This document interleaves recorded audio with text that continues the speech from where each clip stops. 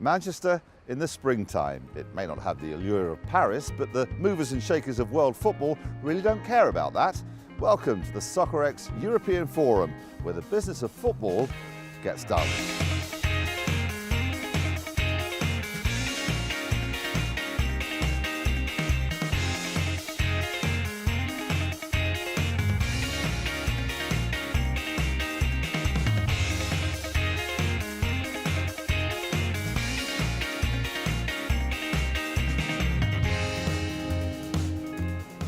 It's about the stars of today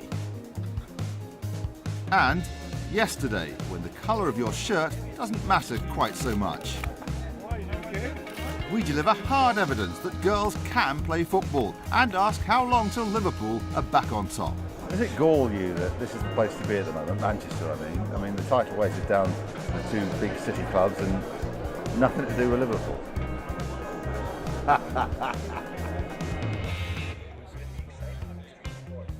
Soccerex is essentially about the business of football, where companies, players, brands and innovators meet to strike that one vital deal.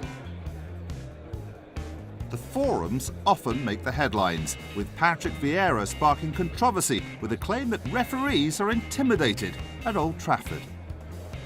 When United played at home, they may gonna get some advantage that some other team will not get. But if you're going to Spain, it's the same. If you're going to Italy, it's the same. And I think as a football club,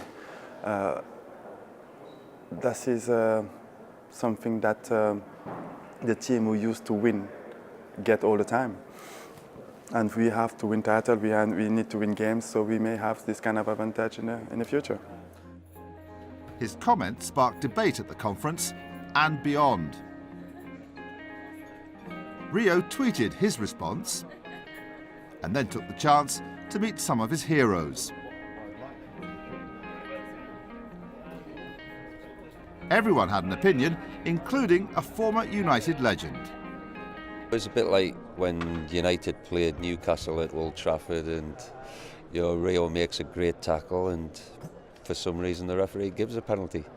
So these things go for you sometimes, and sometimes, like the other night against Fulham, they didn't get a penalty where they probably should. So I suppose that's evened itself out, because we gained 2 points the other night where we lost 2 points against Newcastle. Coming up, United and City heroes past and present, and Vieira hits out again, this time for the charity Football Against Hunger.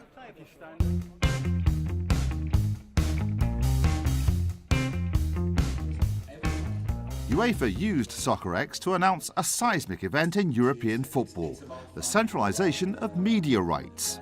All 53 federations will allow UEFA to sell their rights. If it works, the minnows no longer have to depend on drawing a big fish, while the major associations will see their revenues rise.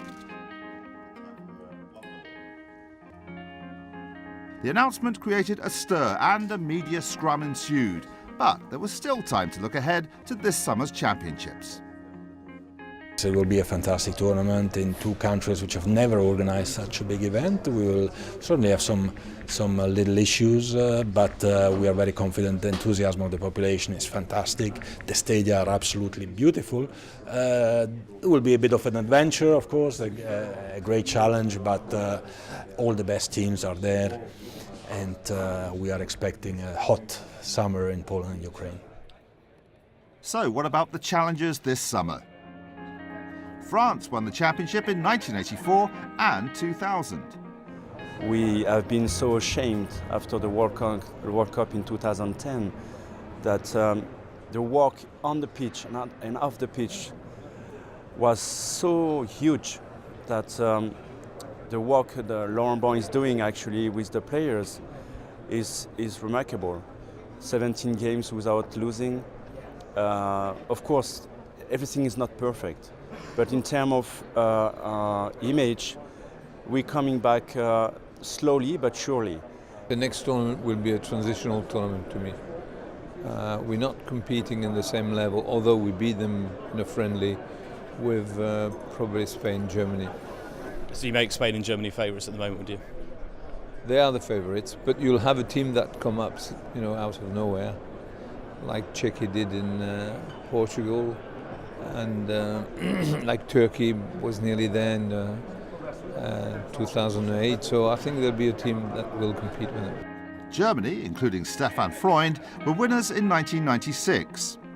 We hope we can compete with Spain. They are still the top favorites. Fantastic footballers there, Xavi, Iniesta, and it will be difficult to beat them. But I think the gap is not so big anymore. And we've been close in the World Cup and in the European Championship last years. And hopefully it's possible to go all the way. But we have a really hard group with Portugal and Holland and Denmark. First of all, we have to be first or second in that group. The defending champions are Spain. The form that the Spanish players are at the moment, but at the same time I think it's not going to be easy. It gets more difficult every time they play because it's the team to beat, it's every team everyone wants to play against with, and it makes it more difficult for them.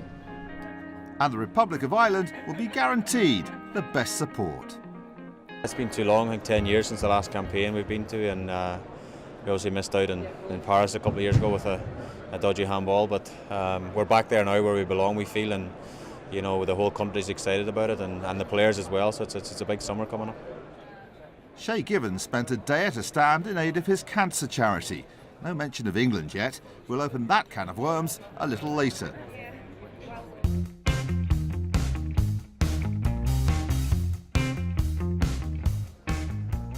Finance in football is always at the top of the agenda, and at Soccerex it's no different. We pick the brains of three wise men. I've never known the financial side of football be so near the top of the agenda, and financial fair play is a key part of that. I think this is a big change in European football. It's possibly going to be on a par with the Bosman ruling in terms of the effect it will have. And basically, in its essence, it's very simple. It's about paying what you owe when it's due and balancing your books, and it's not much more complicated than that. There's a lot of detail to it, but it will have a big impact. I think it's for the good of the game, and you know, the acid test is over the next few years as it's rolled out. That's what it's all about, isn't it? It's trying to erode the influence of the benefactor model, and so it has to be the right principles in terms of trying to get clubs to break even over the long term, because they've seen what happens. You know, we've had so many insolvencies in football as a result of trying to live the dream. It can only be the right thing to want to try and achieve from the football authorities. Financial fair play is a good idea in terms of trying to create a more of a level playing field. Challenging, I think, to implement in a really fair way for everybody, given the different dynamics in European football. I lived in the States for a few years, and their model is very different. They don't have promotion or relegation. In fact, if you're the bottom team, you get to pick the best players for the following season. The rules are deliberately designed to encourage long-term investment. So if you want to invest in a stadium, that's great. You can do that to your heart's content. You want to invest in youth development, the same thing. What it's trying to discourage is a sort of boom and bust model of huge squad investment that there isn't the underlying revenue to support, and then, you know, if the benefactor walks away, then you have a problem. So I think that it's good for football. It's encouraging long-term investment. It's absolutely trying to make sure that happens. But what it's trying to do is bring some stability to the market and take some of the heat out of the market, particularly on the player side.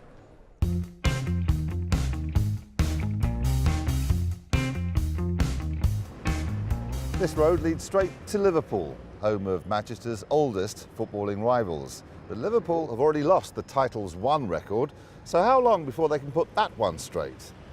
We go into every season with hope. We've made some big signings, Andy Carroll, Suarez last January, and then we had the summer signings of Charlie Adam, Downing, Henderson, Enrique, even Craig Bellamy. So we were full of hope more than ever. Have they worked? No, they haven't, and that is the bottom line to it. I never expected Liverpool to challenge for the title this year. I was hoping for them to challenge for top four. I thought they would finish fourth or fifth. That's where I thought they would finish. But every year, why do we all of a sudden go from one year to the next thinking this year we're going to challenge for the title, when really, clearly, if you look at the squad that we actually have, and it's always a telltale sign when you say which of our players would get into the Man City, Man United, Arsenal, Chelsea's team, and the answer was Gerrard and Torres in the past, and now it's Gerrard and Suarez. So while I'm still hopeful for the Hendersons and the Carrolls and the Adams, because these are players that other teams wanted. Hindsight's a great thing to look and say it hasn't worked, but a lot of people would have bought these players. So the philosophy behind buying the players was correct. It hasn't worked, but I still want to give them time, and hopefully next year they'll improve. It's been difficult. It got to a time when we were playing at home and you were thinking to yourself, well, you know, it's great, fantastic, we're drawing too many games, you're hitting the post. We always had this statistic of being the team who's hit the crossbar and the post more times than anybody else. That runs its course in a little while, and you say, well, was that being unlucky, or is that just not having goal scorers? Now we're looking at it and it's not having the goal scorers. You need a natural goal scorer, and that's where we fell foul. So I'd like to think the margins are very, very small. From turning those games and hitting those posts into goals and winning games and winning points, we could realistically be a lot more closer. But again, it's times you start running out of excuses. You're either red or you're blue in this city, as demonstrated here by this latest state-of-the-art electronic gizmo, which I am well across. These are all tactics, and this is me on the subs bench. We'll see you in a couple of minutes.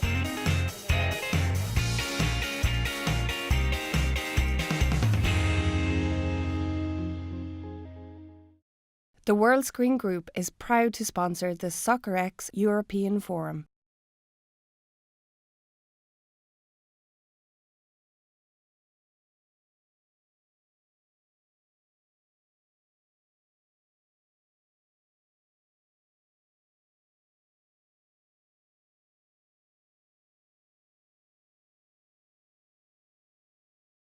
The World Screen Group is proud to sponsor the Soccerex European Forum.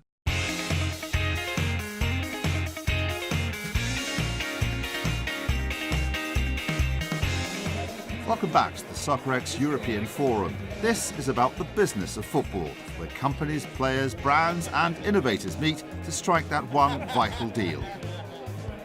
Manchester was at the heart of the Industrial Revolution. More recently, a huge injection of cash allowed Manchester City to stage a revolution of their own. And now, the city of Manchester is once more a powerhouse, this time in the world of football.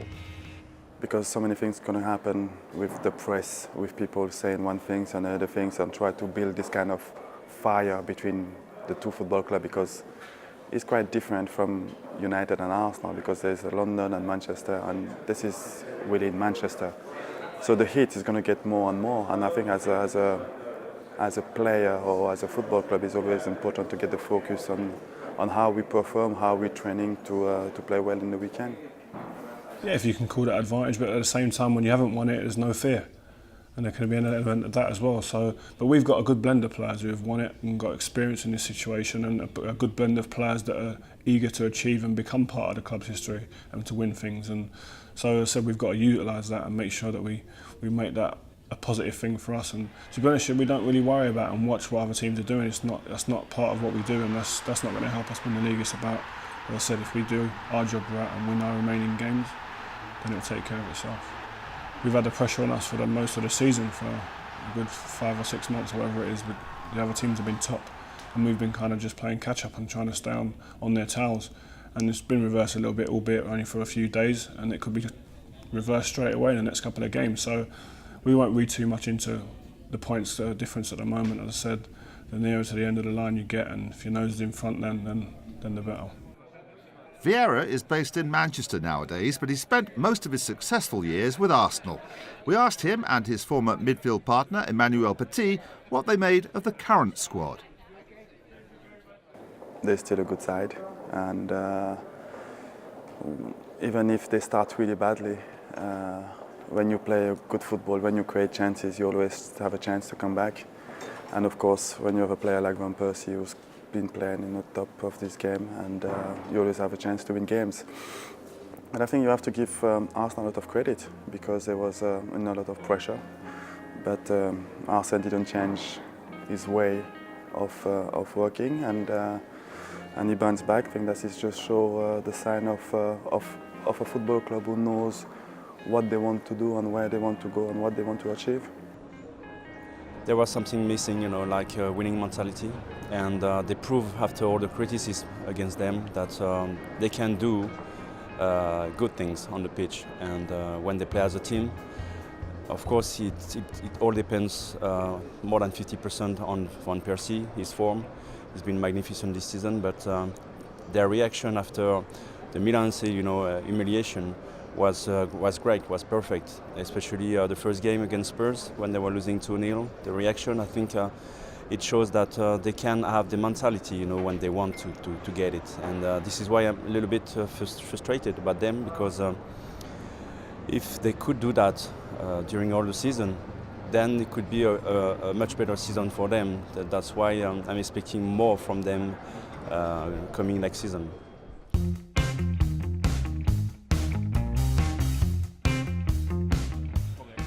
Rafa Benitez chaired his own panel at the conference, but the question is always, where next? The priority is England because the style, the culture, the structure of football here. But if you have to go to another country, my idea is to find a club that can match my desire to win trophies. A club that can allow you to go there and then try to win. And at the same time, the financial fair play rules, the economical situation around the world. So you have to keep an eye also in the way that you can develop young players, but think about to win trophies if it's possible. St George's Park is the long-awaited base for English football. Years in the making and at last a reality. But what will it mean? It opens this summer as a national centre offering a training base for all England teams. 11 full-size pitches which mirror the one at Wembley, as well as departments for sports medicine, science and grassroots football. When's the first time that somebody will turn around and say, we got that result because of St George's? Well, it's a very good question. I think Gerard Houllier, in the session we did this morning, suggested that Clairefontaine was started in 1988 and they won the World Cup in 1998. And he sort of suggested that perhaps that would be what would happen here. If it is, great. But in reality, it's never, the most popular thing to talk about long term. In reality, though, it's coach education. So you have to give time for coaches to go through the process, to have their effect on the young players, and for those young players to grow up through the through the system. I would say 2020s. In reality, so perhaps Gerard's 10-year thing is a good thing, but I'd also say that for St George's Park to be successful, it's about several World Cups. It's not one, we would love to win, but this is about England being successful in many competitions year after year, not just one quick fix. Well, that's the future sorted then. Get your bets on England for Qatar 2022. But, as promised, what about England's chances in Poland and Ukraine this summer? I think the FA should, you'll put somebody in place as soon as they possibly can, so then the players know where they're going to be standing, and then you've got preparation time as well. So I think that's a major decision to be made sooner rather than later. When we get there, I think the lads have got a good chance of progressing from the group, but to actually go on and win it, I'm not so sure whether we're good enough to, come up against people like the Spanish and the Germans. I just think they look really strong as international teams at the moment.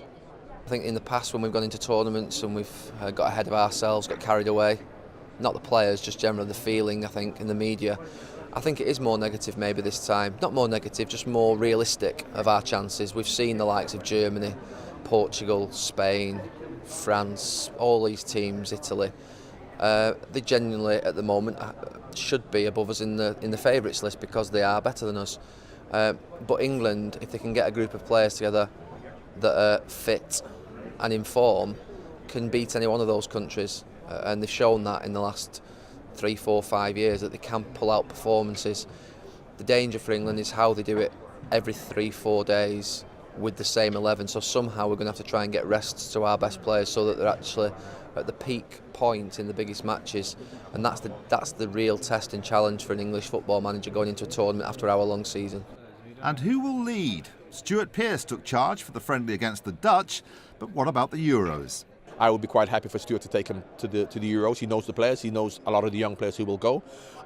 If Gus Hiddink becomes available, I think that he could be a fantastic manager because short term, because he fights fires. He's quite happy to go in and shake things up in 2 weeks and change the situation. and there's lots of questions, talk about other managers, but is Roy Hodgson going to be available? But at the moment, Stuart Pearce is the only one. So I'd be quite happy for Stuart to take him, because I really don't expect, even if Harry goes or Gus Hiddink himself, for England to do much, which, once again, as I say, that's a good thing. I don't know the position at the moment of when the appointment will be made. Don't know if it's going to be Stuart Pearce or whether it's going to be an appointment from outside, or whether they're going to take a club manager at the end of the season. But I think the players and the manager himself may need to know pretty quickly, because you do need the manager will need to know, certainly, so he can start to prepare himself. You can't just wake up one morning and think, right, I'm going to go into European Championships. You need to have prepared for that. What a great thing for a caretaker manager to go into finals, and just prepare the team, hopefully for 5 games. But that's a great challenge for whoever gets the job. As far as I'm concerned, I'd probably take that job on if that was offered. Can I count that as an exclusive? That's definitely an exclusive. If someone could go in there tomorrow, it would be much better than what people are saying, well, maybe it'd be good just to go in there at the last minute and give a rah-rah and everybody would be delighted. You've got to know more about the players, not just on the pitch, because you can see that with your own eyes, but find out about people and really get to the bottom of it, and you have to study those things to make sure that you've got what it takes to actually win the games necessary to win the competition. So your recommendation would be, whoever it is, they start tomorrow? Absolutely, I do, yeah. We'll wait and see what happens, and as Soccerex comes to a close, we'll leave the last word to these two. Players of today are really at an advantage when they play in football. They're playing football on pitches like that from the beginning of the season to the end of the season. Not so many injuries, tackles or whatever like you got in our day. I'm not saying it's a softer game, but I just feel that the pitches make a big difference to the outcome of games. The likes of George Best playing on these pitches today. I mean, Manchester United have 6 players on the field and him, because you couldn't get near him. Simple as that. You would not get near him. He had every attribute: good in the air, quick, great tackler. I would like to see Jimmy Greaves in the pitches today as well. Not greedy. No, when you were making your runs. Absolutely. Thank you, Mike. Thank you. When you make them darting runs of yours. Thank you. But I would never have lived today. I would have got sent off. Not because I was dirty, because the game was. It was an aggressive type of game, and the fact that people were right up your backside, tight on you.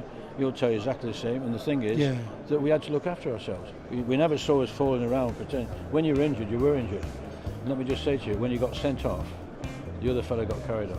It's no good having 10, 11 on the field and 10 off. And that's what you have to do. And that is it for the European Forum. We'll see you again for the Global Convention in Rio de Janeiro in November.